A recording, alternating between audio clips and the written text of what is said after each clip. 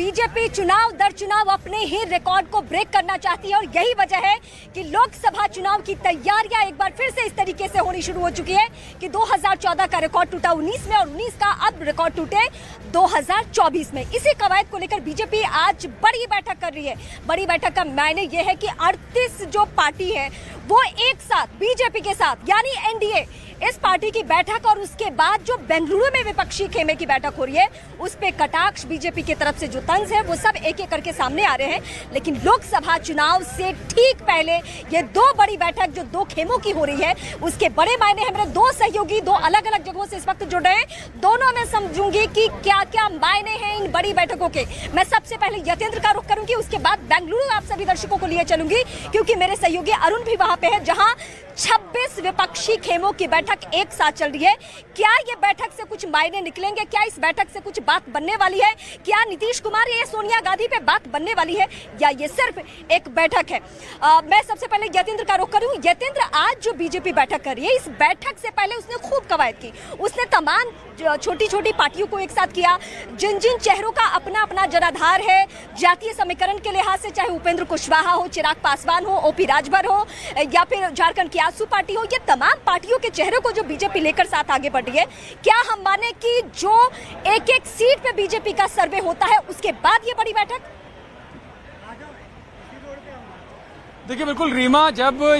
विपक्षी दलों की पहली मीटिंग पटना में हुई थी उन्होंने ये मैसेज दिया था कि विपक्षी दल बड़ी संख्या में एकजुट हो रहे हैं और एक बड़ा कुनबा जो मोदी सरकार है उसके खिलाफ बनाया जा रहा है। तो ऐसे में एनडीए का कुनबा बड़ा होना बड़ा जरूरी था और ऐसे को लेकर मंथन बीजेपी अध्यक्ष जेपी नड्डा, प्रधानमंत्री मोदी और गृह मंत्री अमित शाह के द्वारा किया गया और उन्होंने उस जो विपक्षी दलों का जो कुनबा था उसमें पूरे देश भर को मैसेज देना था, तो वो कुनबा बड़ा होना चाहिए एनडीए का, उस पर उन्होंने लगातार काम किया और शायद उसी का परिणाम था कि जो पहले रूट कर चले गए थे लोग, जो दल, वो वापस से एक बार फिर से आए और खासकर जो विपक्षी दल की बैठक जिसमें शामिल हुए थे पटना में, उनमें से भी कुछ लोग एनडीए की मीटिंग में एनडीए में शामिल हो गए और आज वो औपचारिक तौर पर एनडीए की पहली मीटिंग 38 दलों के साथ एक बड़े कुनबे के साथ होगी और आज इसका आगाज भी प्रधानमंत्री मोदी ने आज विपक्षी दलों पर हमला करके कर दिया कि जो देश को तोड़ना चाहते हैं, जो देश में परिवारवाद की राजनीति करते हैं, उनके अलग विकास की राजनीति के लिए, देश को आगे ले जाने के लिए 38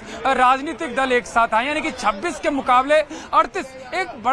बड़ा अंतर साफ तौर पर यहां पर दिखाई देता है। एक बड़ा मैसेज राजनीतिक तौर पर तो रहेगा ही, लेकिन इसके साथ साथ अगर संसद में सांसदों के आंकड़े भी देखें तो ये भी विपक्षी दलों से काफी कोसों दूर ये आंकड़ा दिखाई देता है। तो यानी कि हर तरह से एनडीए का कुनबा, चाहे वो